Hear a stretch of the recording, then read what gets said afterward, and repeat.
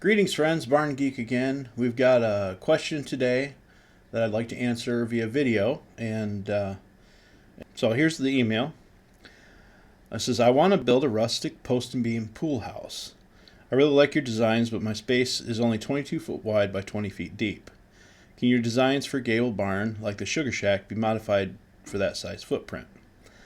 I would like a 10 or 12 foot wide door on the front and back of both gable ends if possible. Also, does a concrete slab foundation also need poured footings here in Michigan? I have white pine and red pine, as well as white and red oak on my property that I would like to have sawn for my project. How would you recommend these trees be used? So, what I would do, 22 foot wide, or 22 foot by 20 feet is definitely feasible for like a Sugar Shack design. Really, probably one of the 22 by 30 gables barns would work the best. That way you already have 22 foot in the width direction. And then you just make the barn 3 bents long. So you've got 20 feet, you've got 22 by 20 feet that way. You just don't make the rest of the barns. And that 22 foot span will clear all the way across your pool. As far as the concrete goes, what I would recommend is what we recommend with all of our footers is you need to have at least 24-inch diameter by 12 inches thick footing underneath your post. Now that can be at the edge of a concrete slab.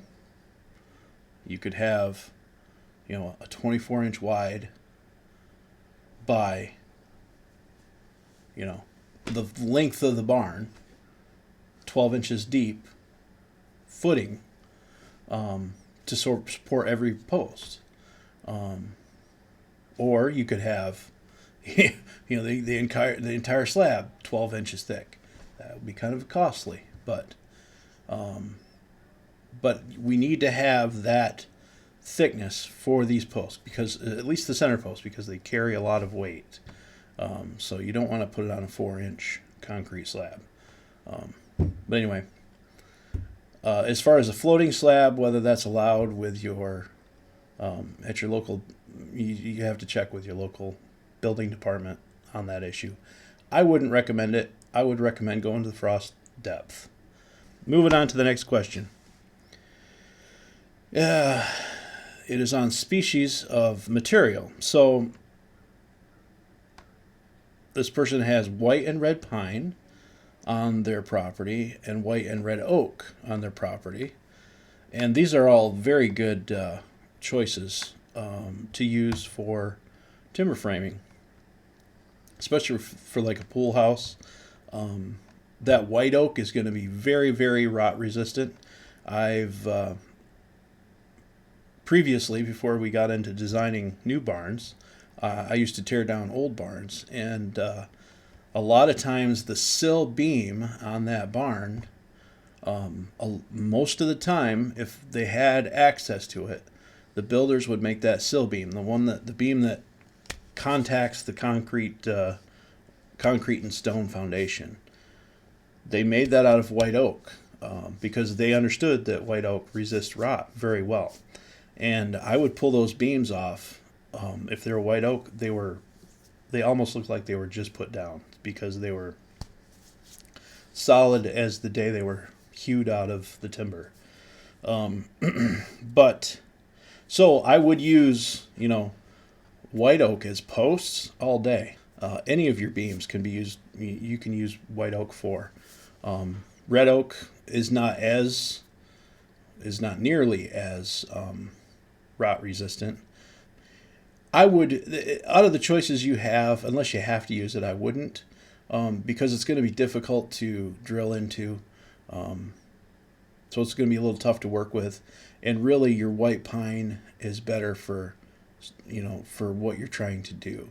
Like I said, white oak for the posts, absolutely. If you want to make the beams out of it, knock yourself out. But white oak, just like red oak, is going to be tough to, a little bit more difficult to work with than your white pine, because white pine's easier to work with tools. That being said, white oak and red oak are still fine choices for timbers, especially if they're protected from the weather. Red pine would be, or red oak would be fine. As far as the white pine you can use it anywhere in the barn, and it works really good. It's incredibly stable. It doesn't warp or twist very much. It shrinks very little, so it's a great choice. Red pine is similar in strength to white pine, but it's not quite as stable. I would avoid using red pine. If you've got white pine, I would use the white pine. If you have to use red pine, I would use, I use it for girts and purlins. Actually siding 1x material first. 1x10s, 1x3s, 1x8s, 1x6s, or that type of thing, and for doors and that type of thing, because it's going to shrink about the same as white pine, but it is less stable, so it tends to warp a bit, so you don't really want it as a structural piece. I hope you guys like this video. If you do, click the thumbs up, or click the thumbs up down there. Subscribe and comment on the video. Ask questions, and I'll try to do another video to answer questions. We'll catch you on the next video, and have a great day.